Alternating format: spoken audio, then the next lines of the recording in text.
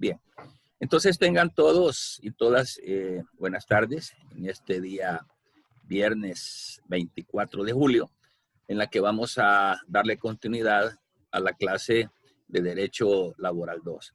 En la reunión anterior estuvimos hablando históricamente sobre algunos tópicos, acontecimientos que se dieron, cómo es que se fueron formando las organizaciones sindicales, los problemas que afrontaron las primeras personas que hasta fueron asesinadas por parte de los gobiernos en su turno en ese momento. Hubo una pregunta que no tengo la lista acá, pero uno de ustedes me la hizo, no sé si fue Yul, no recuerdo, o Valdivieso. Si me refrescan, por favor. Hubo una pregunta que me dice algo así, como que los sindicatos o las organizaciones, qué beneficios han tenido con relación a cada uno de los estados que se han dado. Por ahí les respondía de que el problema que se da y que se ha venido dando con estas organizaciones es que de repente pues las cuestiones se politizan, se sale del marco puramente gremio, y de repente pues las organizaciones se han politizado en pro de a lo mejor de los gobernantes de turno o en pro de los opositores de turno, o sea, siempre se ha dado. Lo importante es que la idea pues de que se pueda organizar el trabajador es, ya lo decíamos, para defender derechos, para que los patronos cumplan con con todos esos privilegios que se pactan dentro de lo que es el contrato colectivo de trabajo, para evitar vulneración a los intereses del trabajador. Si recordarán, en la reunión anterior estuvimos viendo un video y dice que el sindicato no es para estar metiéndose en huelgas o dando problemas aquí por allá, sino que el sindicato es precisamente para ayuda a la parte laboral a que sus derechos se le garanticen por parte del empleador. Pero lo que ha sucedido, ojo con esto, si bien es cierto, la historia nos muestra de que estas organizaciones desde un inicio se vieron en dificultades porque fueron masacradas, maltratadas, los dirigentes eran desaparecidos, muertos, era una convulsión política tremenda. Si bien es cierto, el origen y el objetivo de cada una de estas organizaciones es para defender derechos laborales. El problema que se ha dado es que algunas organizaciones sindicales han desviado la situación, se han salido de la materia laboral y se han visto involucrados en cuestiones políticas. Porque, por ejemplo, en El Salvador, nosotros vimos cómo se fueron formando los grupos de choque, los grupos de armados, los grupos de poder, cuando las manifestaciones que se hacían en las calles por medio de las confederaciones sindicales eran reprimidas. Antes tiraban balas por todos lados en las calles y de ahí se fueron organizando, de ahí empezaron a organizarse, por ejemplo, las guerrillas, comenzaron a organizarse los brazos armados de cada una de esas organizaciones y eso da pie a lo que es la guerra civil que tuvimos en El Salvador. Entonces, el problema que se ha dado es de que el sindicato pues no solamente se ha limitado a cubrir o a salvaguardar derechos de los trabajadores, sino que el problema es de que ya hay mezcolanza política y otras cosas. Si ustedes se fijan, bueno, advierto, yo no soy político, yo soy apolítico, no estoy a favor ni de uno ni a favor de otro. Como pastor evangélico que soy, la Constitución no me permite que yo haga ejercicio de política o o partidismo alguno, proselitismo. Pero uno mira y a veces uno comenta lo que mira. Por ejemplo, ahorita tenemos un gobierno de turno, el del presidente Bukele. Si ustedes se fijan, el presidente Bukele, por la pregunta que me hacían en la plataforma, el presidente Bukele llevó al Ministerio de Trabajo a un sindicalista de los viejos y de los buenos y de los que están en cúpula en las confederaciones sindicales a nivel de San Salvador o El Salvador entero. Yo creo que Rolando Castro era secretario general del Sindicato de los Trabajadores de la Alcaldía de San Salvador. Pero a través de llevarlo a él como parte de su gabinete, lógicamente este hombre está contactado con todos los sindicatos afines con los que él ha trabajado. Entonces la pregunta será, ¿estos sindicatos afines, será que pueden ejercer movimientos en contra del Estado? ¿O será que el Estado los está? Ahorita voy, José Luis. Ok, gracias. ¿O será que el Estado está tomándolos de la mano para en algún momento pues ejercer algún movimiento? ¿O será que para que estos sindicatos no estén por las calles por ahí protestando para guardar imágenes del Estado actual, del gobierno actual? El gobierno recién salido, el FMLN, que venía, fíjese la historia cómo es, cuando en los tiempos que se empezaron a formar los sindicatos, las luchas de los trabajadores eran acuerpadas por estos movimientos de izquierda. Estos movimientos de izquierda empezaron a formar brazos armados. Yo estaba joven y veía todo eso. Por ejemplo, ahí vemos el FAPO, ¿verdad? Frente de Acción Popular, el BPR, Bloque Popular Revolucionario, es FPL, ¿verdad? Frente Popular de Liberación, que se formaron a la par de cada uno de estos sindicatos y que ellos al final constituyeron lo que se llamó después Frente Farabundo Martí para la Liberación Nacional, que se compone de todo este tipo de brazos armados.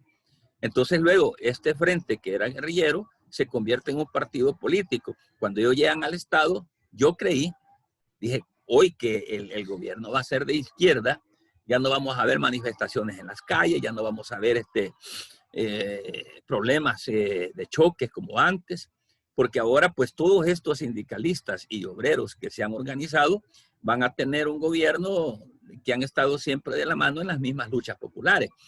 Pero fíjese que no fue así, porque ya cuando el gobierno comenzó a gobernar en su periodo de 10 años, se dieron situaciones de las cuales estos movimientos sindicales no estaban de acuerdo. Y si usted se acuerda, en el gobierno del frente salían a la calle los sindicatos y hacían también sus actividades como tal. Entonces las cosas se dieron de esa manera. Y ahora que estoy viendo a un dirigente sindical como ministro en un gabinete de gobierno actual, entonces será que el sindicato será realmente gremial, laboral, o será entonces que ahí hay un escape de otras actividades que no sean laborales. ¿Ok? José Luis.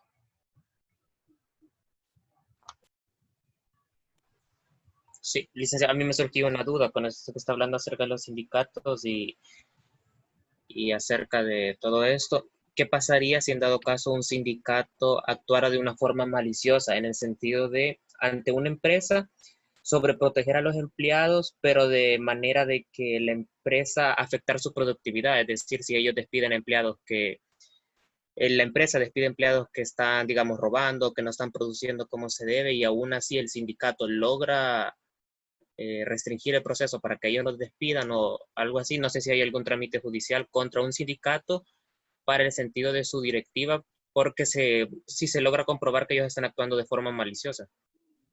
Recuerde que el derecho laboral, ojo con esto, jóvenes, el derecho laboral se concatena con otros derechos. En este caso, por lo que usted me está diciendo, pudiéramos andar por ahí pateando suelos penales.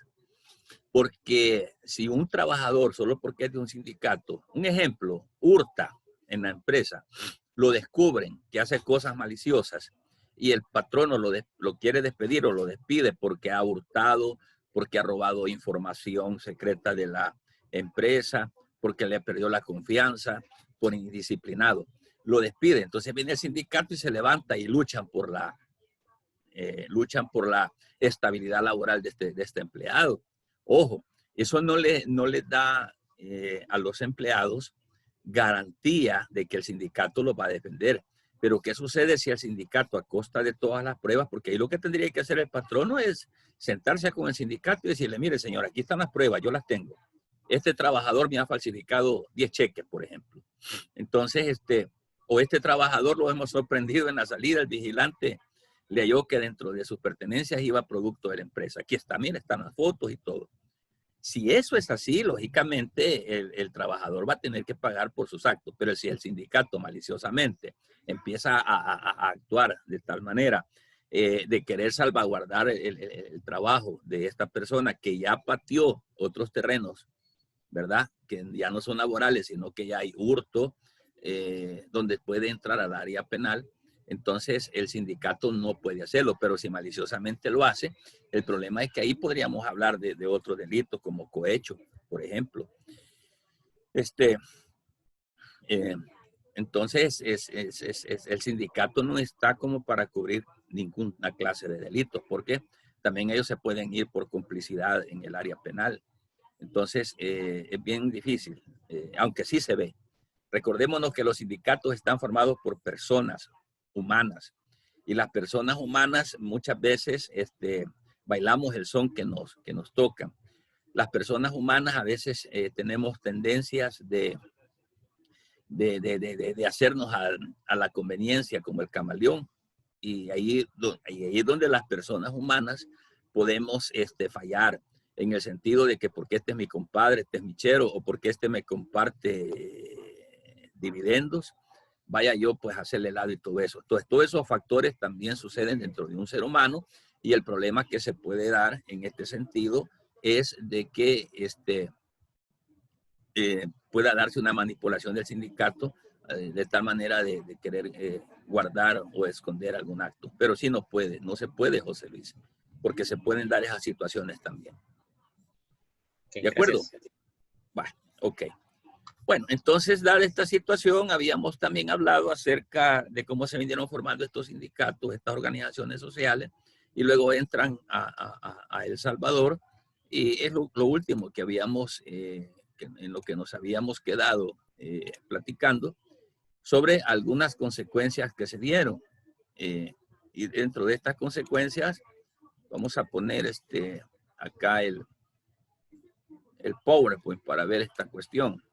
Se dieron algunas consecuencias políticas, ¿ok?, en el sindicalismo en El Salvador, y esto acontece por 1994.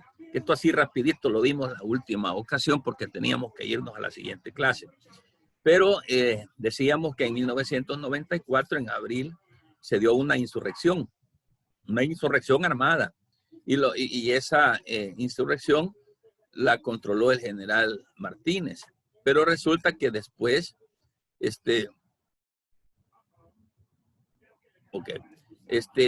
resulta que después, este general Martínez, decíamos de que tuvo que renunciar a causa de una huelga general de brazos caídos que se dio allá por el 8 de mayo de 1944. Luego el coronel Ignacio Menéndez le sucede al general Martínez, y ahí es donde aprovechan los obreros, porque el general, el ingeniero, perdón, Ignacio Menéndez, tenía el apoyo de la popularidad del pueblo, y es ahí donde los obreros aprovechan esa apertura democrática. No sé cuántos de ustedes conocieron a un presidente de El Salvador que se llamaba José Napoleón Duarte. ¿Quiénes conocieron a Duarte?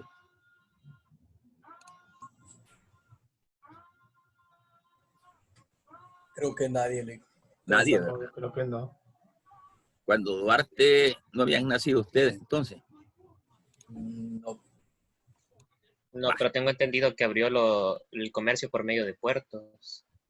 Sí, es que el presidente Duarte, lo que quería explicarles es de que en ese tiempo estaba el partido, el PDC, Partido Demócrata Cristiano, pero en su apogeo. Ese partido era, wow, una popularidad de un 90%. Y quien lo lideraba en ese tiempo era el ingeniero José Napoleón Duarte. Entonces él tenía una popularidad tremenda, y la gente creyó de que con la llegada de Duarte el país se iba arriba, pues, porque él se había identificado con los obreros, con los trabajadores. Pero resulta que al final, después que él ganó y todas las cosas comenzaron a cambiar y volvemos a los mismos gobiernos, así como se ha gobernado siempre. Y entonces, al final, pues estos obreros que, así como apoyaron a Ignacio Menéndez, así también apoyaron al ingeniero Duarte en su momento, pero que al final se fueron cayendo estos gobiernos precisamente porque los pueblos o los obreros o los trabajadores no vieron resueltos sus problemas en ellos. Eso es lo que sucedió y eso es lo que es el último acontecimiento que se dio en la época del ingeniero José Napoleón Duarte como tal. Pues así fue con este ingeniero Ignacio. Y entonces en los tiempos de este Ignacio Menéndez se creó la Unión Nacional de Trabajadores y esta fue apoyada por el doctor Araujo Romero como candidato presidencial, como para darle seguimiento a esto. Pero en 1946, en enero, se crea el Departamento Nacional de Trabajo, lo que les decía en la clase anterior. Esto es bien importante. En 1946, en enero, nace lo que es el Departamento Nacional de Trabajo. Ahora, en ese mismo año, pero al finales, o sea, en diciembre, ese Departamento Nacional de Trabajo se convierte en lo que se conoce ahora como el Ministerio de Trabajo y Previsión Social. Entonces, en ese mismo año surge el ministerio. 1946, por el mes de diciembre, se creó el Ministerio de Trabajo y Previsión Social, ¿verdad? De ahí surge en ese mismo año de forma clandestina el Comité de Reorganización Obrero Sindical. Fue cuando se derrocó al presidente Castaneda Castro, ¿verdad? En esos mismos tiempos. Ahora el Ministerio de Trabajo y Previsión Social es actualmente pues es el que está vigente ahí como tal y es el que se encarga precisamente de ver pues que se cumpla con todas las exigencias y requeridos de la clase trabajadora. Entonces, de hecho, cuando a alguien se le vulnera un derecho laboral, ellos, el Ministerio de Trabajo, son los que están fiscalizando, viendo, supervisando, inspeccionando a las empresas, los patronos, los empleadores. Y el empleado, cuando es despedido, lo primero que tiene que hacer es ir al Ministerio de Trabajo y Previsión Social. Ahí van a haber cálculos con relación a cuánto me toca por el despido, la indemnización por esto, por lo otro, salarios no pagados, todas las cosas que se necesitan. Y ese Ministerio de Trabajo, quien hace pues la cita administrativa para ver cómo se puede solventar el problema o el conflicto que se genera entre patrono y trabajador. Esa es la función que tiene. De hecho, de no resolverse el problema en el Ministerio de Trabajo, que es el área administrativa, entonces pasamos inmediatamente a lo que es el conflicto judicial, interponiendo la demanda en el juzgado de trabajo correspondiente. Entonces, en 1950 sucede también una actividad muy interesante y es donde se redacta una nueva constitución política, ¿verdad? Las organizaciones, y ahí estamos ya entrando a darle como formalidad a las organizaciones sociales. No abandonaron, fíjese que las organizaciones sociales en esos tiempos era bien convulsionado, todos esos grupos se habían ido a lo que es hoy la Asamblea Legislativa y cuando se estaba redactando la nueva constitución política, ellos no abandonaron ni un solo día ni de noche el Salón Azul de la Asamblea hasta que lograron la inclusión de un capítulo sobre lo que es trabajo y previsión social. Esto fue, y es bueno decirlo, porque esto fue lo que da una fuerte base de derecho laboral en relación a que se logró a través de la presión de estos grupos que en esa nueva constitución que se redacta se lograran incluir, fíjese bien, capítulos en relación al trabajo y previsión social. Que se consagrara dentro de la Constitución un principio como constitucional, de tal manera de que se salvaguarden los derechos laborales, ¿verdad? El derecho, mire qué interesante, el derecho a formar sindicatos, ¿verdad? El derecho a aguinaldo, a salario, que todos tuvieran una igual tarea. Ahí se formula lo que es el salario mínimo también, que es el límite mínimo que una empresa le puede dar en calidad de salario a un trabajador. Se logra a través de esta constitución en 1950 muchos derechos, por ejemplo, pago de horas extra, descanso semanal que no había, la semana laboral que a partir de ahí fue de 44 horas, antes no había límite. Se considera también a la mujer y a los menores de edad dentro del trabajo. La indemnización por despido, antes una persona era despedida y no había ningún problema. Ahí se contemplan también lo que es la prestación de maternidad, indemnizaciones por accidente de trabajo y muchas otras prestaciones más que vinieron a dar un paso, pero bien agigantado, en relación a la mejora de las condiciones de los trabajadores. Todo esto porque ya estaban organizados. Ajá. Pero en 1953, allá por diciembre, se decreta la ley del Seguro Social y esto sirve para cubrir, este es otro avance, riesgos de enfermedad, riesgos de accidentes, maternidad, invalideces, vejez, muerte y cesantía involuntaria. Entonces, como ven ustedes, la cuestión va como en avanzada con relación a ir pues acumulando más derechos en favor de los trabajadores que antes no los tenían. Entonces, si seguimos con la historia, en 1957 se realiza el primer Congreso Sindical Nacional que fue inaugurado por el propio presidente, el coronel José María Lemos, que ya son de los presidentes, bueno, para mí contemporáneos, ustedes no los conocieron, el 17 de marzo, al que fueron invitadas todas las organizaciones obreras del país. Este es otro avance. ¿Por qué? Yo les decía en una ocasión de que las organizaciones sindicales eran vistas hasta como delincuentes.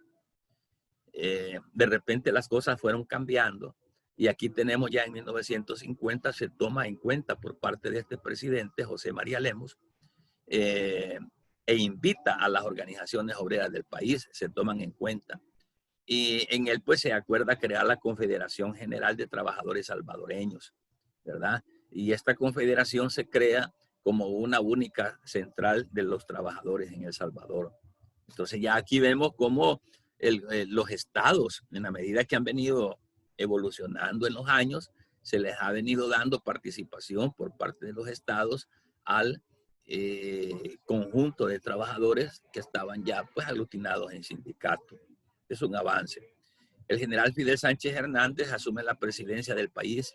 Esto fue en 1967. Y en la primera elección en que el Partido Demócrata Cristiano apareció como fuerte opositor, lo que les estaba diciendo hace un momento, en 1969 se desintegra el mercado común centroamericano debido a la guerra entre El Salvador y Honduras, ¿verdad? Por ahí, por 1967, nosotros los salvadoreños tuvimos una guerra con Honduras que se dio en llamarse la Guerra de las 100 horas. Algunos dicen que esta guerra sucedió a raíz de un partido de fútbol que se tuvo con Honduras y El Salvador. Pero realmente no fue, ya eran otros intereses políticos, económicos y otras cosas que se tenía con Honduras versus El Salvador. Y entonces por eso es que en 1967 se da este problema de esta guerra. Entonces, ¿qué sucedió con esta guerra? Sucedió que con la guerra que se dio en El Salvador versus Honduras, hubo desempleo. Se creó o abundó más el hambre, la miseria, ¿verdad? En la gran mayoría del pueblo salvadoreño. Entonces, las principales huelgas de esta década son las de, por ejemplo, las huelgas más renombradas que quedaron en historia fue la huelga de esta empresa Acero S.A., ¿verdad? donde también empleados municipales de San Salvador y de los maestros también hicieron huelgas, los profesores, en 1967 y 1969. Estos comenzaron a movilizar e iniciaron la radicación de los movimientos sindicales en El Salvador. Entonces, a partir de estos años más frescos, en 1967, después de la guerra de El Salvador con Honduras, empieza a fortalecerse las organizaciones de los trabajadores salvadoreños. Entonces comienzan a fortalecerse estas organizaciones y ya se ven con más auge en casi en todas las empresas, ya como organizaciones que tienen organizaciones que tienen existencia jurídica como tal, que tienen presencia en todo El Salvador. Y aquí hay una listita pequeña que se la voy a dejar para que despacito ustedes las vean, donde aparece, por ejemplo, vamos a ver, años acá, 1922, corriendo en el tiempo hasta 1969, todo este montón de confederaciones y de organizaciones en El Salvador. Ya van a ver que son bastantes, no las puse todas, pero para que tengan una idea, desde 1922 hemos venido corriendo hasta llegar aquí 1969. Todo este tipo de organizaciones se fueron formando a nivel nacional. Y fíjese que en 1969, resalto esto, yo me di cuenta sobre esto, lo vimos, se crea, más adelantito vamos a hablar de FENASTRAS. ¿Qué es FENASTRA? Pero estas FESTRAS es la Federación Sindical de Trabajadores Salvadoreños, donde se aglutina una buena cantidad de sindicatos en las que estos sindicatos comenzaron con fuerza, huelga por aquí, huelga por allá, huelga por todos lados.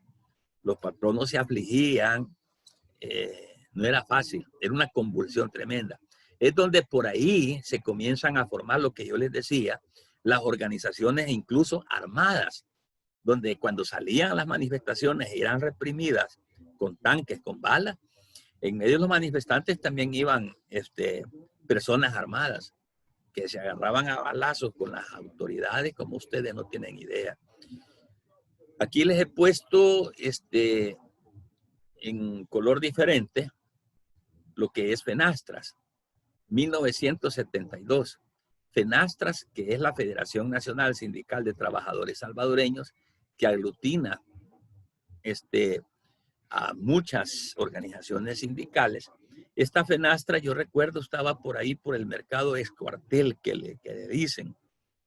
Y aquí fue famosa esta porque cuando la guerra, por ejemplo, civil comenzaba en aquellos tiempos, en los 80, sí, porque fue formada en 1972, entre el 72 y el 80, llegaron a bombardear, como usted no tiene idea, y deshicieron todo el edificio. Murieron gente ahí de los líderes. Había una señora que se llamaba Febe, no recuerdo el apellido de esta señora, que era famosa porque era lideresa en este grupo de FENASTRAS. Entonces, así como todos estos sindicatos que vemos que se fueron formando a lo largo de todos estos años, 1989, se fueron formando cada uno de estos sindicatos como tal. Entonces, vean cómo ha venido entonces durante estos años dándole fortaleza a esas organizaciones como tal. No sé si tienen alguna consulta, jóvenes. De mi parte, no. Excelente. Natalia. Solo una pregunta. Vamos a ver. No, Okay. Cuando se refería a cesantía involuntaria, ¿a qué se refería? No le oí muy bien. Repita. Cuando se refería a cesantía involuntaria, ¿a qué se refería? ¿Cómo es la cosa? No le oigo bien. Repita. No, es que me refiero que cuando se mencionaba, cuando se decretó la ley de previsión social y demás, cuando hablaba de enfermedad y todo eso, cuando se hablaba de cesantía involuntaria, ¿a qué se refería? La palabra cesantía viene de cesar, de forma involuntaria. Bueno, de repente el trabajador me decía, mira, quedas cesante, por no decir quedas despedido, ¿verdad? Entonces, a eso me refiero. Ok.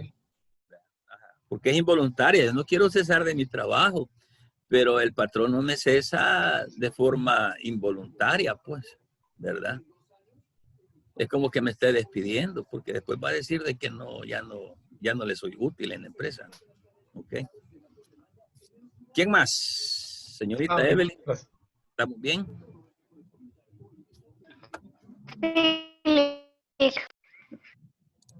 Ok, perfecto.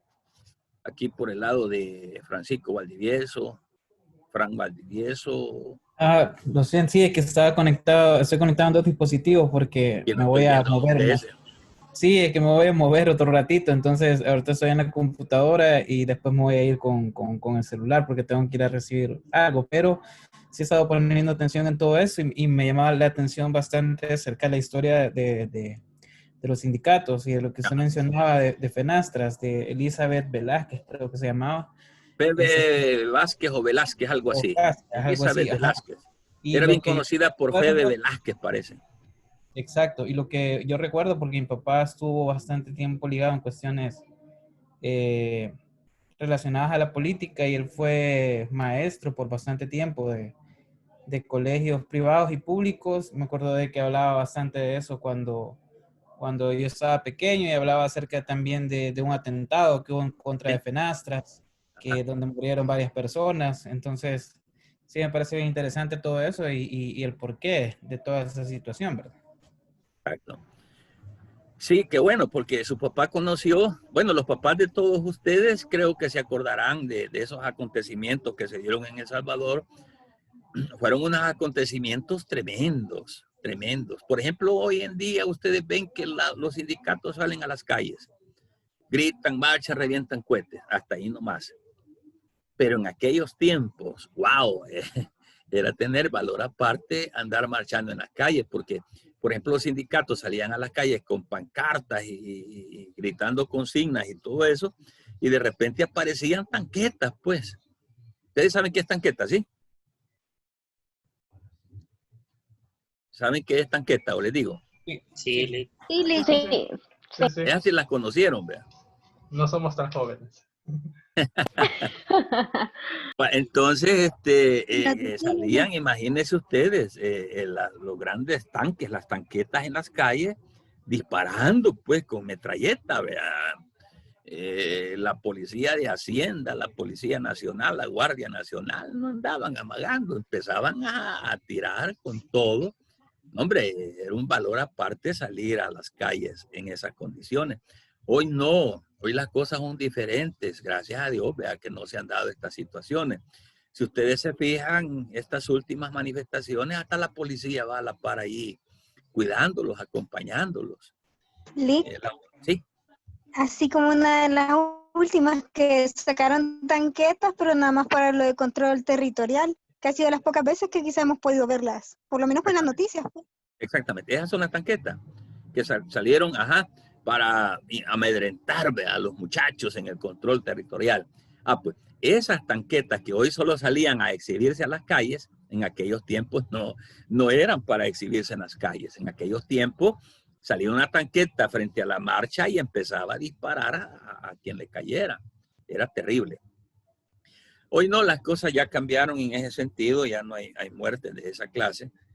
Si ustedes, no sé si vieron una noticia, creo que fue en Aguachapán, que los médicos salieron a las calles a protestar y que la policía Sí, sí. quiso agarrar a un médico, ¿se acuerda? Hace poco. Sí, es como por el 9 creo que salió la noticia. ¿Qué le De pasó todo al eso. jefe de la policía por hacer una acción de esas? Lo despidió Bukele. Bueno, le ordenó al ministro de Seguridad que lo despidiera. Exactamente. Entonces, la situación que se genera, que se da en ese caso, ¿verdad? Culmina en lo cambian de puesto al jefe como castigo y el presidente dice, ¿verdad? remuévame a este señor por la acción que cometió solo por haber querido detener al médico que estaba en la marcha. Fíjese bien. En otros tiempos, no, en otros tiempos llega la policía y empieza a disparar, ahí no andan pensando nada. Pero en estos tiempos las cosas se ven que son diferentes en ese sentido, porque el agente, el jefe que estaba ahí, se dejó ir de un solo. Entonces eso le costó a él removerlo de su cargo, ¿verdad? Porque hoy no se puede, no sería, wow, vea, espantoso ver una situación de esas, que sea reprimida una manifestación como antes se hacía en aquellos tiempos. Y ahora sucede de que los gobiernos actuales no lo hacen porque estas organizaciones sindicales no son únicamente organizaciones sindicales nacionales, sino que tienen a nivel mundial convenios organizacionales. Si El Salvador hiciera algo así como se hacía antes, yo le aseguro que tenemos encima acá a los demás países preguntando, ¿y aquí qué está pasando? Entonces ahora no es como antes, que las organizaciones sindicales tienen un respaldo tremendo a nivel mundial, porque nuestro país es suscriptor de convenios internacionales en las que se plasman pues las cláusulas, más que todo, de la protección de los derechos laborales de cada uno de los trabajadores. Derecho no solo a lo laboral, derecho a la vida, derecho a la salud, derecho a la integridad física. Entonces, por esa razón es que ahora usted puede ver manifestaciones en las calles y no pasa nada de lo que acontecía antes. Entonces, estas son, así brevemente, algunos pasos en la historia que hemos venido hablando, a efecto que ustedes conozcan cómo es que se han venido formando estas asociaciones profesionales. Y eso nos va a llevar ahorita a la Constitución. Yo quiero que alguien me ayude, por favor, artículo 47 de la Constitución, búsquemelo, ayúdenme ahí y vamos a leer esa parte. Porque a partir de acá entramos ya un poquitito y así nos vamos a ir metiendo de poco en poco a lo que es el ordenamiento jurídico. Pero quiero comenzar por la Carta Magna. Ya lo tengo, el artículo 47. Despacito, léamelo, pues. Dice, Henry. artículo 47. Los patronos y trabajadores privados, sin distinción de nacionalidad, sexo, raza, credo o ideas políticas y cualquiera que sea su actividad o la naturaleza del trabajo que realicen, tienen el derecho de asociarse libremente para la defensa de sus respectivos intereses, formando asociaciones profesionales o sindicatos. El mismo derecho tendrán los trabajadores de las instituciones oficiales autónomas, los funcionarios y empleados públicos y los empleados municipales.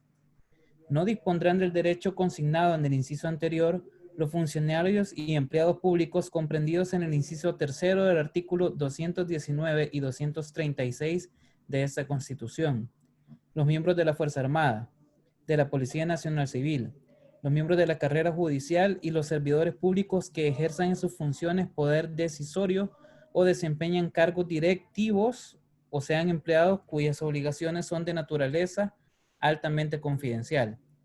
En el caso del Ministerio Público, además de los titulares de las instituciones que lo integran, no gozarán del derecho a la sindicación sus respectivos adjuntos, ni quienes actúan como agentes auxiliares, procuradores auxiliares, procuradores de trabajo y delegados. Dichas organizaciones tienen derecho a personalidad jurídica y a ser debidamente protegidas en el ejercicio de sus funciones. Su disolución o suspensión solo podrá decretarse en los casos y con las formalidades determinadas por la ley. Las normas especiales para la constitución y funcionamiento de las organizaciones profesionales y sindicales del campo y de la ciudad no deben coartar la libertad de asociación. Se prohíbe toda cláusula de exclusión.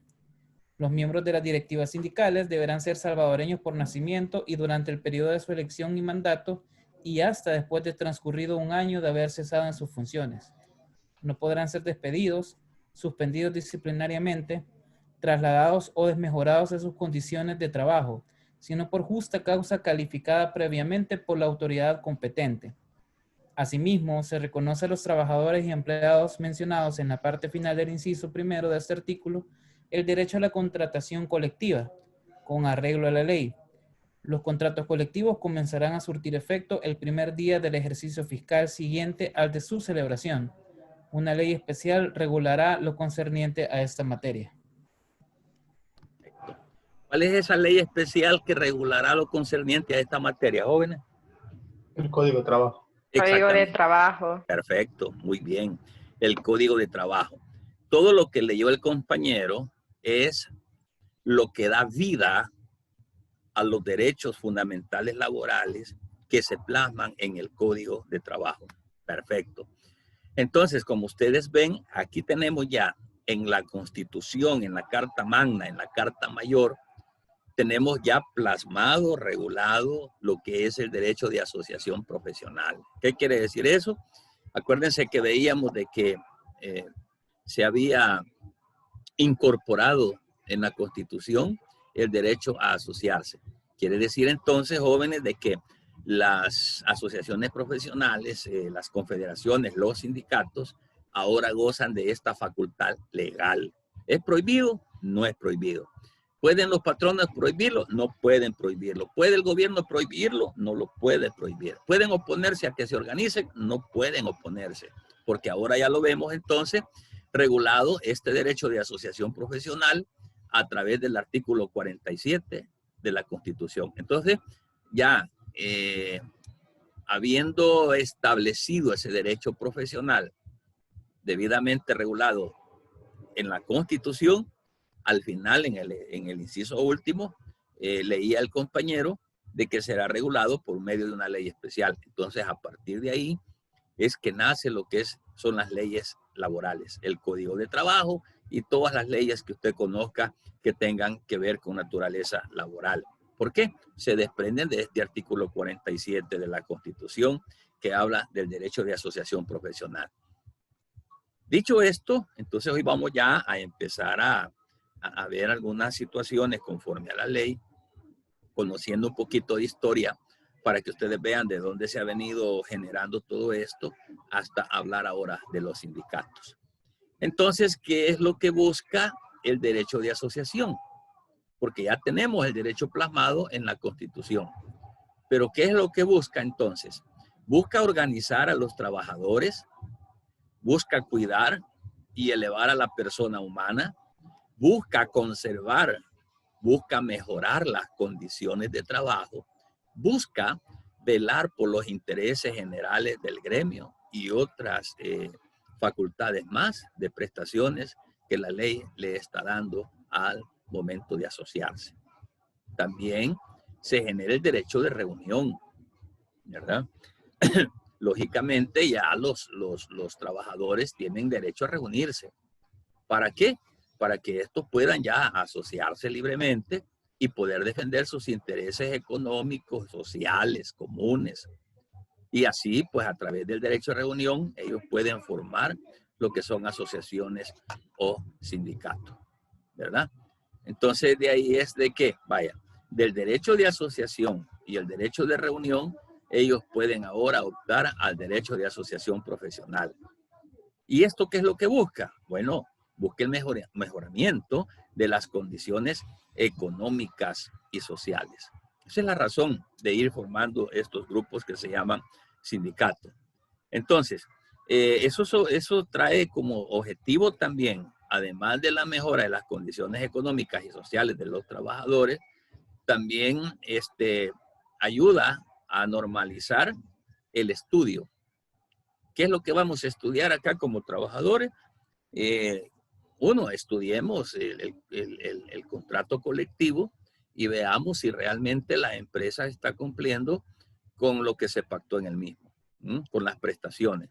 También, además de que busca el estudio de ello, busca la defensa y la coordinación de los intereses profesionales. ¿Ok? Entonces, eso es lo que precisamente encierra dentro de sus objetivos el dar constitucionalmente el derecho de asociarse de forma profesional. Entonces, ya dicho esto, y ya lo leímos en la Constitución, de que de ahí emana pues ese derecho de asociación profesional. Ahora sí ya tenemos una ley que puede regular las instituciones del sindicato. Bien, entonces acá tenemos instituciones fundamentales del derecho colectivo de trabajo. Recuerden una cosa, en Laboral 1 ustedes vieron más que todo derecho individual de trabajo. Aquellos empleados que individualmente van celebrando un contrato, pertenecen a una empresa X, pero ya estando adentro como empleados, esos empleados se unen todos y ahora ellos fundan a través del derecho colectivo del trabajo el derecho de asociarse, ¿verdad? Y cuando existe el derecho de asociación, eso nos va a llevar a pensar en un contrato de asociación, ¿verdad? Y ese contrato de asociación genera algunas facultades o derechos que van en favor de los trabajadores. Bien, entonces voy a hablar de 3 instituciones que son bien fundamentales en el derecho colectivo de trabajo. Primero, el derecho de asociación profesional, que ya lo leímos en el artículo 47 de la Constitución. La segunda institución que se genera al asociarse, o sea, la segunda depende de la primera, es el contrato colectivo de trabajo. El contrato colectivo de trabajo es una institución fundamental del derecho colectivo de trabajo. Y eso está regulado en el artículo 269 del Código de Trabajo. Y esto del contrato colectivo nos lleva a una tercera institución colectiva del derecho de trabajo que se llama derecho a la huelga, que está regulado en el artículo 527 del Código de Trabajo. Les voy a pedir que lo tengan listo ahí porque quiero que me lo lean en un momento. Ahorita, jóvenes, vamos a hablar de la primera institución fundamental del derecho colectivo de trabajo, que es el derecho de asociación profesional. Fíjese bien. El derecho de asociación. Sí, dígame. Esos 3 que mencionó, ¿qué dijo que eran? Son instituciones que son fundamentales del derecho colectivo de trabajo. ¿Ok? Son instituciones. Ahí puedo preguntarles en el parcial. Mire, ya les estoy dando la pregunta del parcial. Explique cada una de las instituciones fundamentales del derecho colectivo de trabajo. Explica estas 3. Mire, ya le estoy dando las preguntas del parcial y hasta la respuesta. Bien, el derecho de asociación profesional, el compañero acaba de leer según el artículo 47 de la Constitución, ¿verdad? Se genera así, el derecho de asociación profesional, que es la primera institución. Los patronos y los trabajadores privados, oigan esto, sin distinción de nacionalidad, sexo, raza, credo o ideas políticas de ninguna clase, oiga bien, esto es libre, ¿verdad? Sin ninguna clase. Y dice, y cualquiera que sea su actividad o la naturaleza del trabajo que realicen, estos, oigan bien, tienen el derecho de asociarse libremente para la defensa de sus respectivos intereses. ¿Ah? ¿Cómo se van a asociar estos? Formando asociaciones profesionales o sindicales. ¿Ok? Entonces, jóvenes, ¿para quién asiste el derecho de asociación profesional? Para todas las personas. ¿Ok? Es decir, sin distinción de nacionalidad, sin distinción de sexo, raza, credo o ideas políticas o cualquiera que sea su naturaleza de trabajo. Estas personas todas tienen el derecho a formar asociaciones profesionales. ¿Para qué? ¿Cuál es el objetivo de un sindicato? ¿Cuál es el objetivo de una asociación profesional? El objetivo es la defensa de los intereses laborales de cada uno de ellos. Perfecto. Dicho esto, ya descubierto el derecho de asociación profesional, ahora, como ya pensé en asociarme, debo de hacer algo que es bien importante. Miren, la segunda institución que se denomina contrato colectivo de trabajo. Ajá. Contrato colectivo de trabajo. como ya pensé en asociarme, yo no voy a asociarme solo por estar ahí reunido, no, vea. Hagamos un contrato, pues. Y este contrato ya no va a ser individual de trabajo, sino que va a ser un contrato colectivo de trabajo. Porque ahí vamos todos los empleados que estamos aglutinados a un sindicato a pactar con la parte patronal. Entonces, que el contrato colectivo de trabajo es una fuente, ¿verdad? Es una fuente, ya este asunto está queriendo caminar. Es una fuente del derecho laboral. Es una fuente del derecho laboral. Y además la institución central del derecho colectivo, ¿verdad? Entonces, esta es la finalidad inmediata del sindicato. Se establecen las condiciones de los trabajadores de determinada empresa para lograr un nivel de vida decoroso. Oiga lo que dije. El contrato colectivo, partiendo de que ustedes saben qué es un contrato. El contrato es un acuerdo de voluntades. Es un convenio donde se pactan dentro de sus cláusulas los términos principales que le van a dar vida legal a esas condiciones que se plasman en ese documento. Por eso dice que es fuente del derecho laboral. ¿Por qué el contrato es una fuente del derecho laboral? Ah, porque si yo me siento con el patrono, yo, sindicato, me siento con el patrono y los dos firmamos este contrato, eso se vuelve ley. Acuérdense de que los contratos son ley para las partes que los suscriben. Por eso es una fuente del derecho laboral. ¿Ok? Entonces, y además que es una fuente del derecho laboral, ¿verdad? Esta institución es también la institución central del derecho colectivo. Y la finalidad inmediata es la del sindicato, donde se establecen condiciones de los trabajadores de determinada empresa. Y con esto pues se logra un nivel de vida decoroso. Bueno, si no hay preguntas, continúo. Tercera institución. Esto genera de que si, oiga bien, en este contrato el patrono incumple con lo convenido, con prestaciones laborales, y aún el sindicato habiéndose reunido con el patrono no accede y dice, me vale chonga, yo le voy a bajar el salario, por ejemplo. ¿Y qué?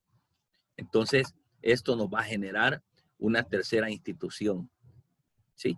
Esta institución, ¿verdad? Es fundamental porque es una institución del derecho colectivo, ¿ok? Que es el derecho a la huelga, ya la vamos a ver. ¿Alguien tiene por ahí en la mano el artículo 269 del Código de Trabajo?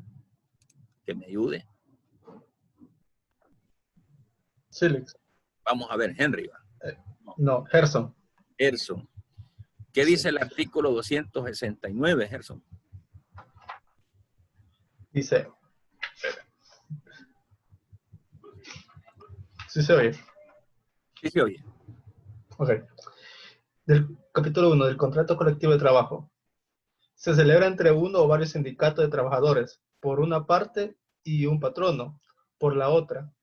Cuando los trabajadores afiliados a un sindicato presten su servicio a diversos patronos, el sindicato podrá celebrar contratos colectivos con cada uno de estos, siempre que estén obligados a contratar.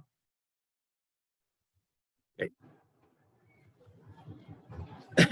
Como ya vamos entrando un poquito en materia, vamos a comenzar a trabajar ya vamos a hacer una tarea que la vamos a ir entregando en tiempo, pero que al final de todo el ciclo vamos a tener formado un expediente. Ya se las voy a decir. El artículo 269 nos dice y nos habla y regula con respecto al contrato colectivo de trabajo. Esta segunda institución fundamental del derecho colectivo nos lleva a una tercera, que es el derecho a la huelga. Ayúdeme, por favor, con el artículo 527 del Código de Trabajo. Artículo 527, huelga, definición. Huelga es la suspensión colectiva de trabajo concertada por una pluralidad de trabajadores con el propósito de obtener una finalidad determinada. Perfecto. Volvámoslo a leer despacito, por favor. Huelga es la suspensión colectiva del trabajo. Parémonos ahí. Centrada. Parémonos ahí. ¿Cómo? Ok. Ahí deténgase un ratito. Vamos a ver.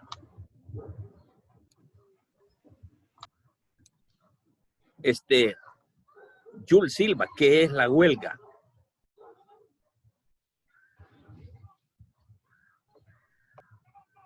Ya se fue Jules. Quizás Jules. Inter. Lick, le puedo responder yo.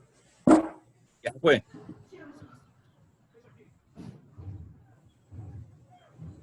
No Yul. está conectado. Aquí lo tengo, aquí estoy viendo a Jules.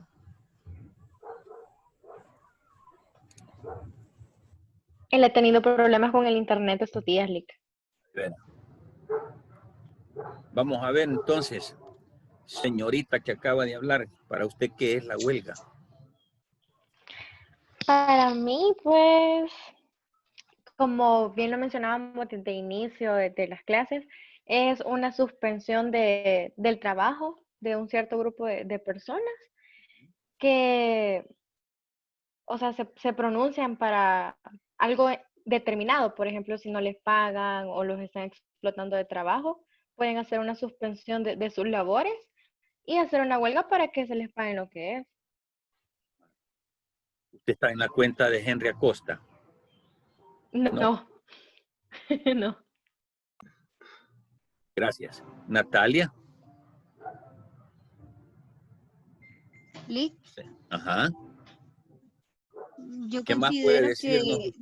Ajá. que de igual forma, una huelga consiste que los trabajadores cesen sus labores, pero la finalidad que tienen ellos es conseguir que obtener mejoras laborales en este caso, o puede ser sociales o incluso tal vez prestaciones que la empresa les pueda dar y ellos necesiten o algo, pues. Licenciado. Sí. Yo consideraría también que la huelga, como dice, la suspensión colectiva del trabajo, es el derecho que le dan a que un grupo de trabajadores pueda cesar el empleo para tener derecho a la huelga. Ajá. Pueda cesar el empleo. Así es. Puede cesar su día laboral, perdón. Muy bien. Beatriz Ramírez. El objetivo mío es que todos participemos. ¿Qué dice Beatriz?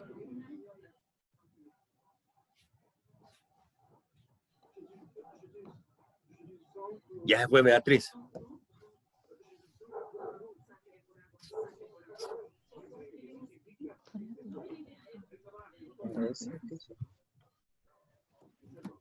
Beatriz Ramírez ya se fue, ¿no?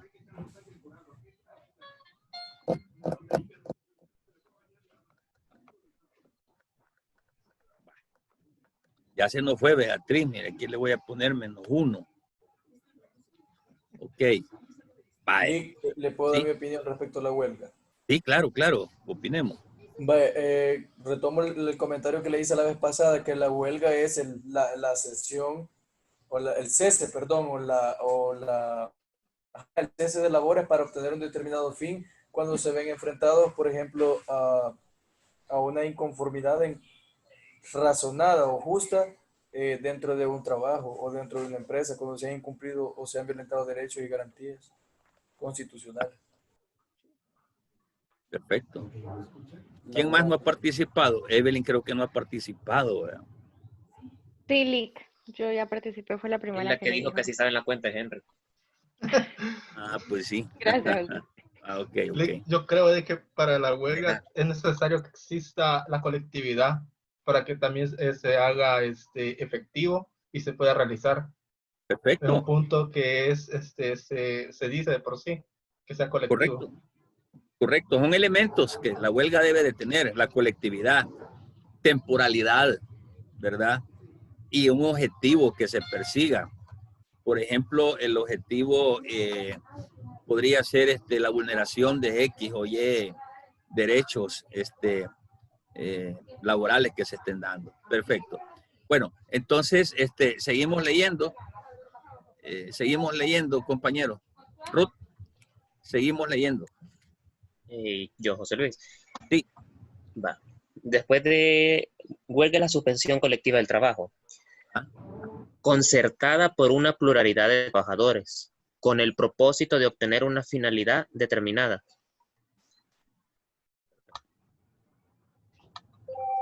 Vale, entonces todos vamos a coincidir de que la huelga es la suspensión de una colectividad de personas. Esta colectividad de personas suspenden el trabajo que juntos desarrollan en una empresa determinada, ¿verdad? Para dar a conocer que el principal efecto de la huelga es el producir una suspensión de los contratos de trabajo y consecuentemente, oigan esto, de las labores que se realizan en la empresa afectada. Es decir, la huelga, cuando un sindicato se va a huelga, en ese momento se genera otro efecto, se suspende el contrato. Ese contrato queda suspendido, el contrato de trabajo colectivo. Es decir, la segunda institución que nosotros tenemos, esa segunda institución que se llama contrato colectivo de trabajo, mientras la huelga se esté dando, también queda suspendido. Elementos, el contrato se suspende. 2, debe de ser colectiva. 3, con un fin determinado. Y ya se sabe que los fines determinados son aquellos que vengan por reclamos de los derechos colectivos de trabajo. Entonces, esa suspensión colectiva de trabajo, ¿verdad? Es para que tenga efecto de huelga precisamente, se da esa situación, se suspenden las labores o las actividades de la empresa y al mismo tiempo también se da por suspendido temporalmente el contrato de trabajo, ¿ok? Y la huelga es de carácter temporal y es una forma de presión el suspender sus labores para que así pues la parte contraria o patronal reaccione, recapacite con el comportamiento que tiene en relación a los derechos de los trabajadores, ¿verdad? Ahora, esta huelga afecta a una pluralidad de trabajadores que necesariamente intervienen, ¿verdad? Puede afectar para bien como puede afectar para mal. Entonces, encontramos de que la huelga, además, bueno, es temporal, suspende labores, suspende el contrato colectivo de trabajo. El objetivo de la huelga es el reclamo de los intereses colectivos de trabajo y también hay una afectación plural de todo el equipo de trabajadores que se ha ido a la huelga, ¿verdad? Son aquellos que intervienen directamente en la huelga como tal. Ok. ¿Estamos bien ahí? Si no hay preguntas, seguimos. Esto lo habíamos visto en lo que es el artículo 47 y todas estas tres instituciones que hemos visto que nacen de la asociación profesional, ¿verdad? Ya vimos que eso de asociarse es un derecho humano subjetivo que tiene toda persona individual para unirse con sus iguales y conducirse como si fueran una sola persona para la defensa de sus intereses y de sus reivindicaciones. ¿Ok? Mire qué interesante está esto. Esa asociación profesional, eso de asociarse, es un derecho humano subjetivo que tiene cada una de las personas individuales. Es un derecho, no es una obligación. Ojo con esto. Asociarse no es una obligación. Si fuera una obligación, todos los empleados tienen que meterse. No, es un derecho. Y los derechos, dentro de la facultad que le cabe, si usted quiere los ejerce o no los ejerce. Entonces vamos a decir que es el derecho humano subjetivo que tienen las personas individuales para unirse con otras personas iguales, ¿verdad? Y juntos hacen una persona y esa persona es jurídica, ya lo habíamos dicho, para la defensa de sus intereses. Entonces una asociación profesional, vamos a decir que es una asociación de personas físicas o jurídicas unidas por la afinidad de un trabajo o por una profesión o también puede ser por intereses comunes. Generalmente las asociaciones profesionales se constituyen para tutelar intereses económicos del colectivo al que al que representa. Pero acá dice, ojo con esto, que una asociación profesional es una agrupación de personas físicas o jurídicas. Personas físicas cuando Pedro, Juan, María, Gerson y yo nos unimos y celebramos un contrato colectivo. Pero también son jurídicas porque podría un sindicato de Oriente con un sindicato de Occidente, con un sindicato de la zona central, con un sindicato de la zona paracentral, es decir, aglutinarse todos con un mismo objetivo. Entonces, a eso también se le llama confederación, que es la unión de esos grupos jurídicos ya establecidos, donde 2, 3, 4 más, un montón de sindicatos pueden unirse para que así todos juntos ejercen los derechos como tal. En El Salvador tenemos confederaciones. De repente, fíjense que hace como 3, 4 años por ahí, salía, por ejemplo, el sindicato de ANDA, por decir algo. Se iban a la huelga o al paro, se iban, suspendían sus labores, porque estaban pidiendo que se reivindicaran sus derechos. Pero de repente no eran atendidos. Entonces el sindicato de salud decía, aquí estamos en el apoyo del sindicato de ANDA. El gobierno no los oía. De repente aparece, aquí están los trabajadores del sindicato del Ministerio de Hacienda, por ejemplo. Entonces, todos estos sindicatos que se aglutinan en un solo, que es la unión de agrupaciones jurídicas, hacen bloques más fuertes como para ejercer más presión. Por eso es que decimos de que se pueden asociar personas físicas o también pueden asociarse personas jurídicas. Entonces, ya dijimos también de que el derecho al libre sindicalismo está garantizado en la Constitución de la República de El Salvador, ¿verdad? De tal manera, pues, de que estos puedan gozar, ¿verdad? De derechos como ciudadanos en sí, unidos a través de esa libre sindicalización que se garantiza en el artículo 47 de la Constitución. ¿Ok? En este sentido se reconoce el derecho a la sindicalización. ¿Ok? Entonces, el derecho que tienen los trabajadores del sector privado y de las empresas del Estado a constituirse como tal, ¿verdad? Sin autorización previa, pues, ¿verdad? Y no es que le vamos a andar pidiendo permiso al patrono o al gobierno si es que queremos asociarnos, no, la ley ya nos faculta para que nosotros lo hagamos. Entonces las organizaciones sindicales lo hacen, si ellos así lo estiman conveniente, así lo hacen, ¿verdad?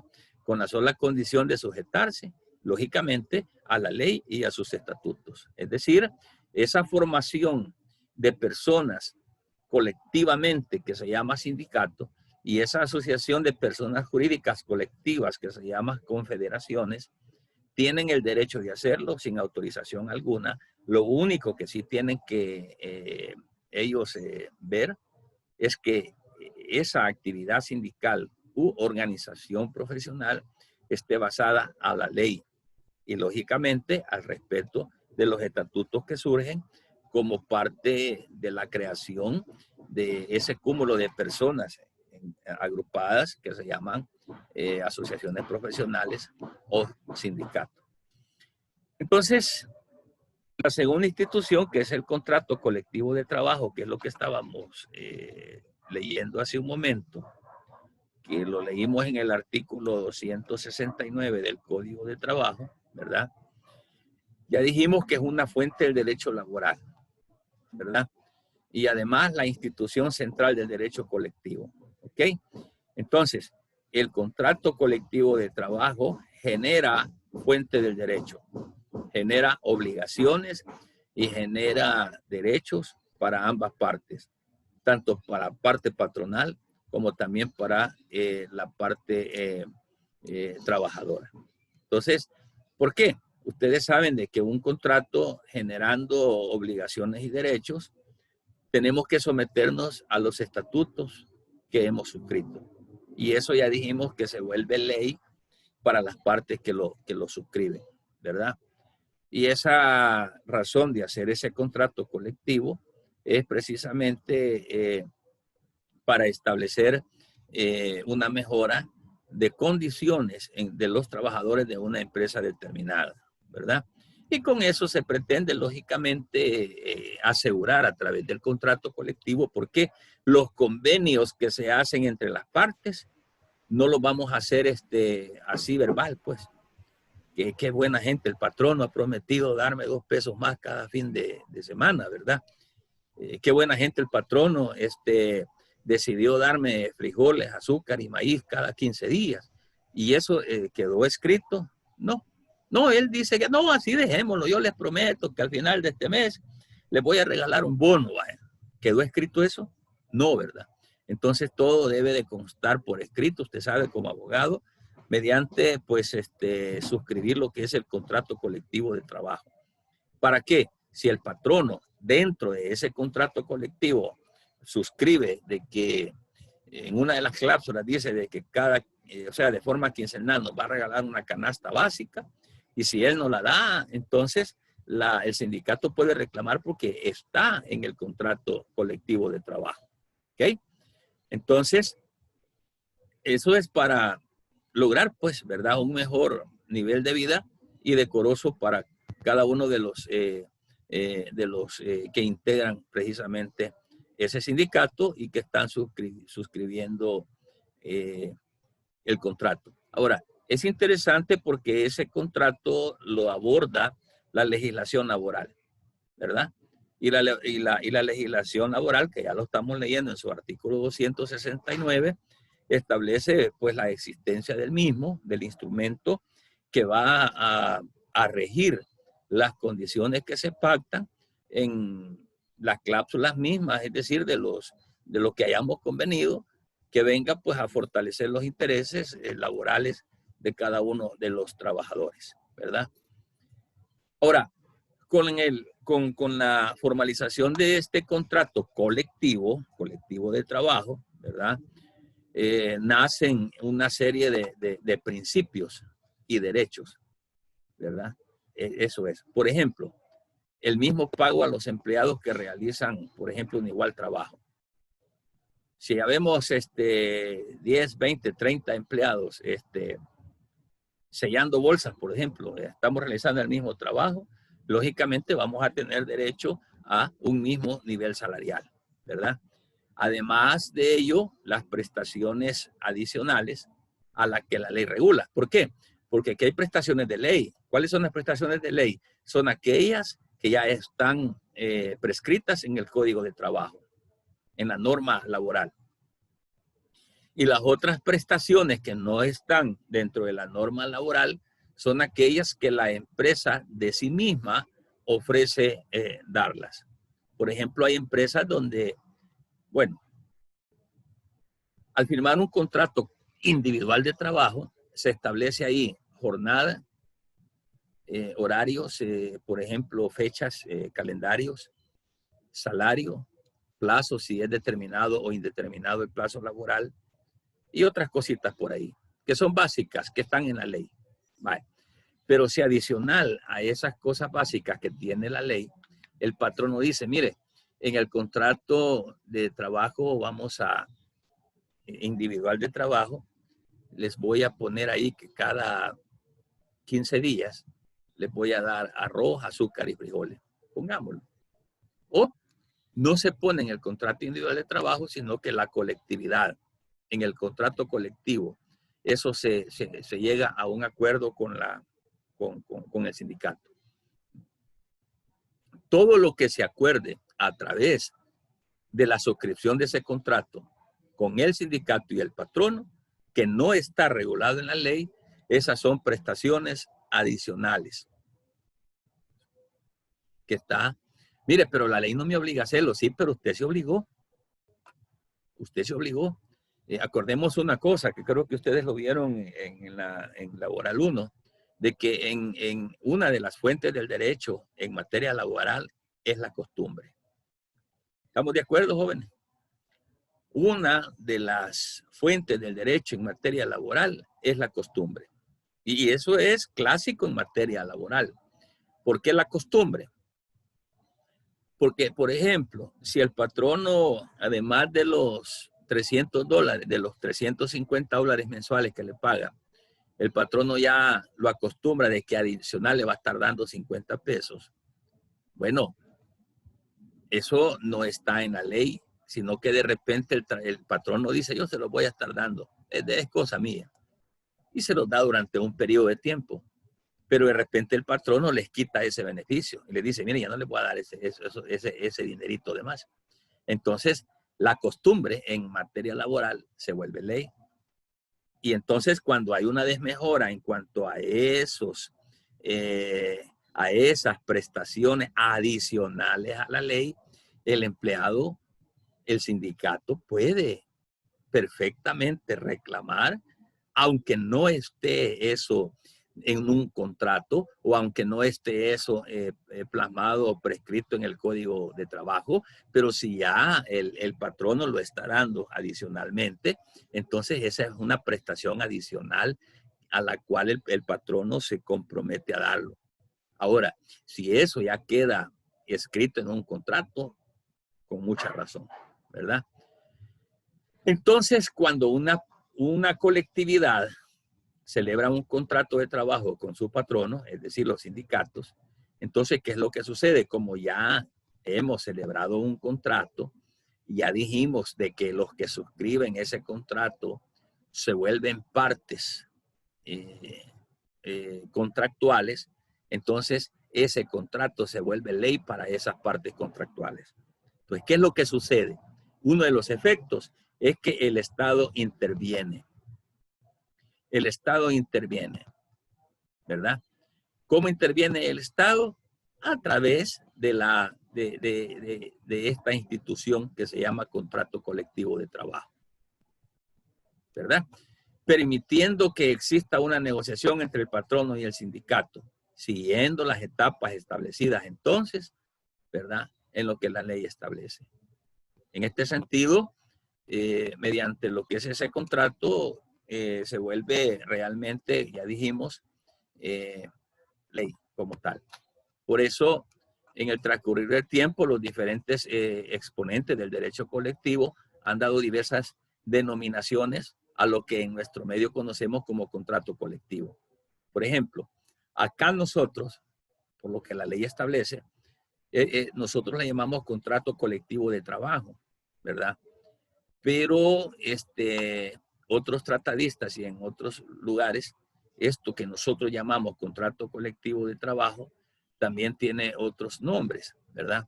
Como por ejemplo, convención colectiva de trabajo, contrato de tarifa, oiga esto, pactos colectivos de condición, pactos colectivos de condición de trabajo, bases convencionales plurales de trabajo, ¿verdad?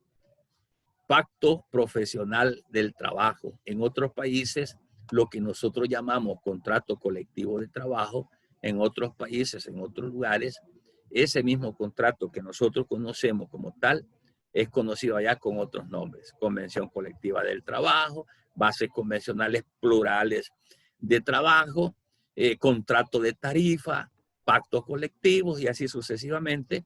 Se puede nominar esta institución de diferentes maneras dependiendo al derecho en el país que el derecho esté vigente como tal.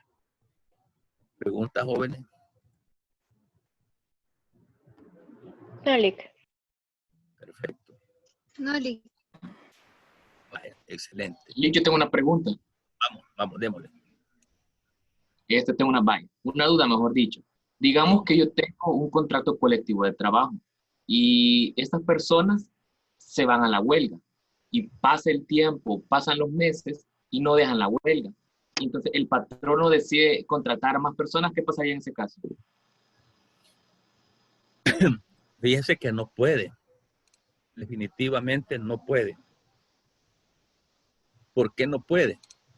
Porque bueno, hemos venido hablando acerca de que todo convenio y ya estamos terminando ahí para el día de hoy de hablar de esos contratos colectivos, todo eso aparece escrito como tal. En el contrato también se establece, y es bueno establecerlo en el contrato, las reglas procedimentales, tal y como está en la ley, de cómo es que va a operar en el caso de huelga. ¿Qué sucedería? Lo que usted me está preguntando, si se van los trabajadores a la huelga y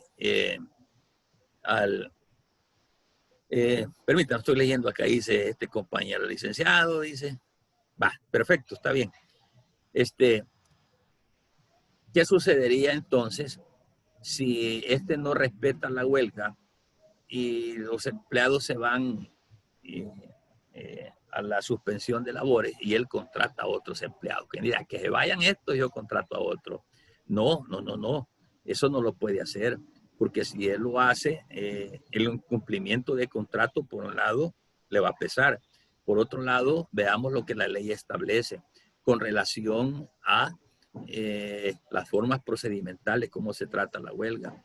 Y en tercer lugar, lógicamente, le va a venir una sanción ya no administrativa, sino judicial, en relación al mal manejo de la huelga por parte de la parte patronal. Y aquí pueden venir hasta embargos.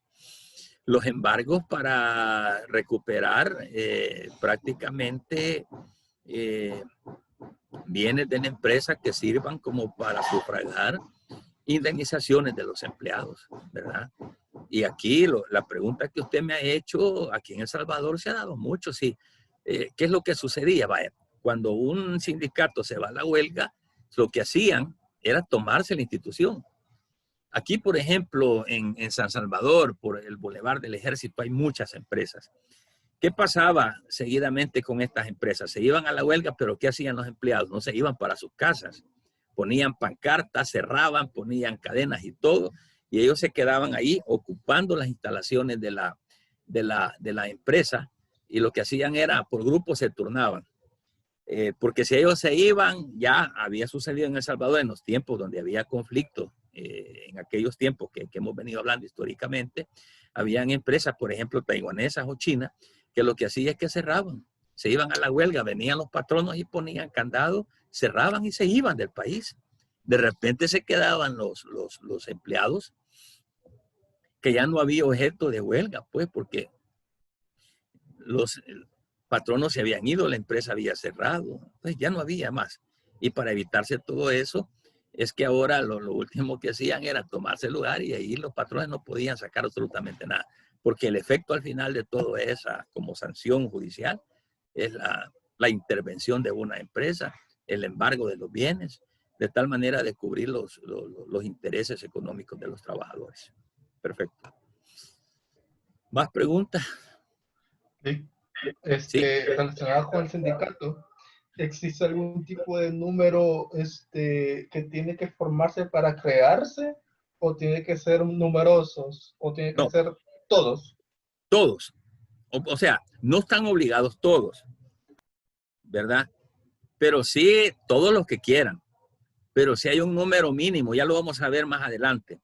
Pero la ley le exige que para que un sindicato se forme, debe de tener un número mínimo de empleados que estén unidos. Pero en el máximo no hay ningún problema, pueden ser todos. Lo que sucede cuando las instituciones son grandes es que a veces en la misma institución hay hasta 3, 4, 5 sindicatos. El Seguro Social, por ejemplo, el gremio de maestros, por ejemplo, ahí está el sindicato Cimeduco, Andes 21 de junio, el sindicato de trabajadores de maestros de no sé qué cosa, hay varios sindicatos, es lo que pasa. Ok. ¿Ya no hay más preguntas, muchachos?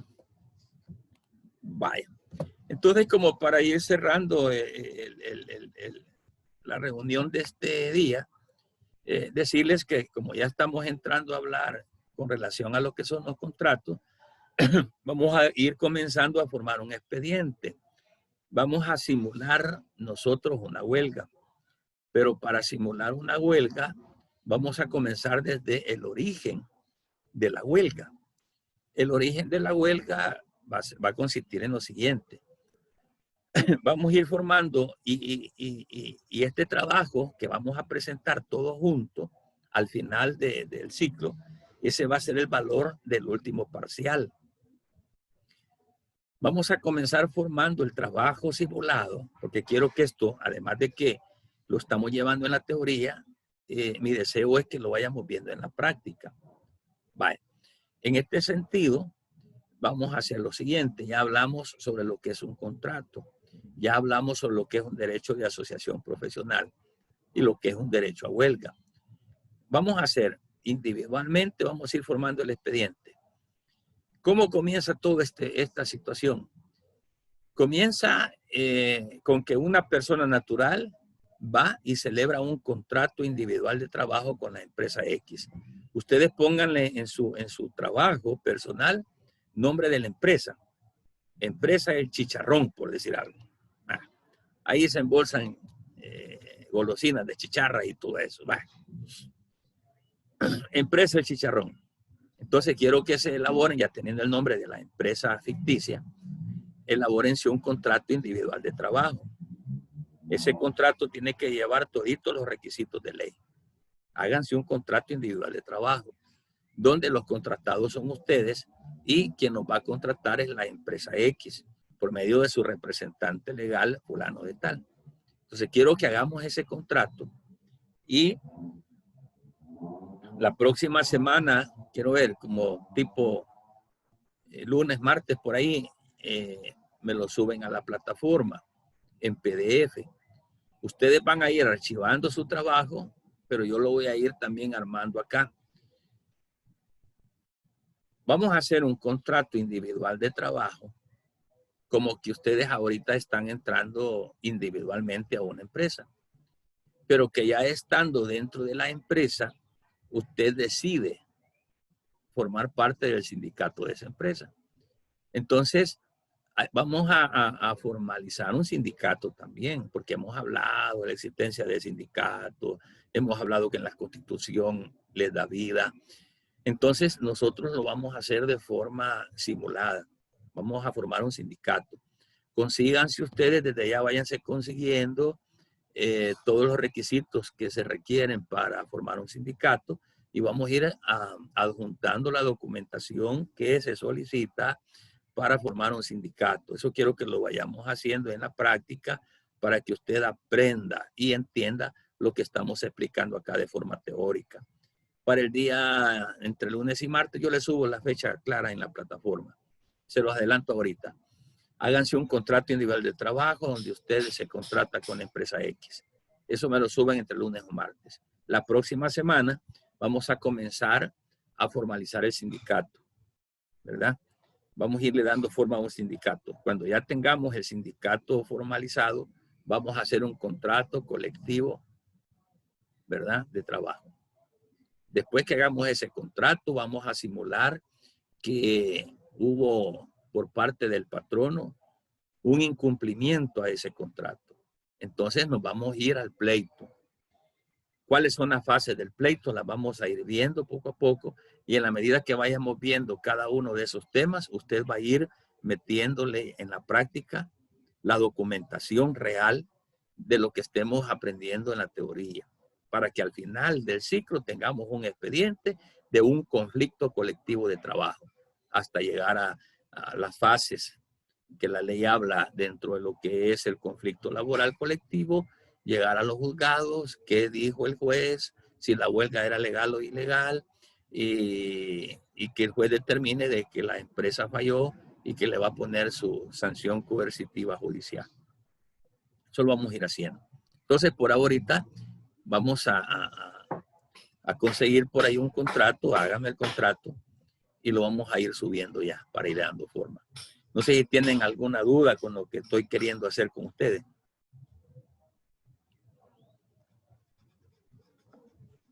No, ¿verdad? No, está claro. Perfecto. El objetivo de esta actividad que vamos a hacer a lo largo de todo el ciclo es que al final del ciclo, el objetivo es que usted haya aprendido no solamente en la teoría que es un sindicato, que es un contrato, sino que hayamos aprendido realmente qué sucede en la vida real con estos conflictos. Cuando usted se gradúe y sea abogado, usted va a ir a representar los intereses del sindicato o va a ir a representar los intereses del patrono y ya va a saber qué es lo que se tiene que hacer. ¿Ok?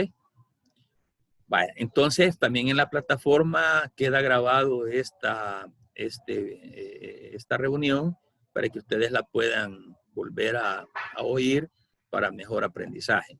Ahí en la plataforma también vamos a estar subiendo lo que son foros, lo que son foros de consultas también, para que usted pueda hacer sus consultas por ahí, y vamos a tener que hacer unos ensayos también. Los ensayos no son más que las ideas resumidas de un tema en sí, sobre algo que querramos discutir, aprender o abundar, ¿verdad? Eso es lo que vamos a hacer.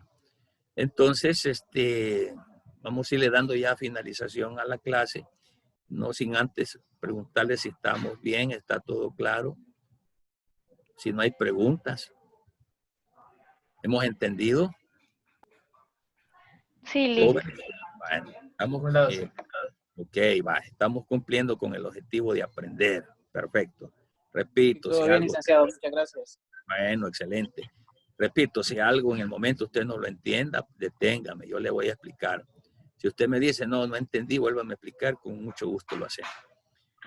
Bueno, vamos a llegar hasta acá con la clase. Nos vemos en la plataforma por ahí con actividades. Por ahí hay un foro que les puse, creo que vence, no sé si mañana o pasado, no sé, no recuerdo. Porque parece que había por ahí un par de compañeros que aún no habían subido sus comentarios. Solo 2 foros había subido, ¿verdad? Y 2. Una de las preguntas. Ajá, una era para consulta y el otro sí era para... Exactamente, para debatir. El foro de debate es uno y el foro de preguntas y consultas es el otro que ustedes me hacen a mí. Okay. Ya con ese trabajo que vamos haciendo en la plataforma, estén pendientes, háganlos en tiempo para que no se atrasen y ahí vamos sumando ya porcentajes para la nota de ustedes. ¿Ok? Entonces, jóvenes, muchas gracias por su atención. Nos vemos el próximo miércoles, ¿verdad? A las 6 de la tarde. Cuídense mucho.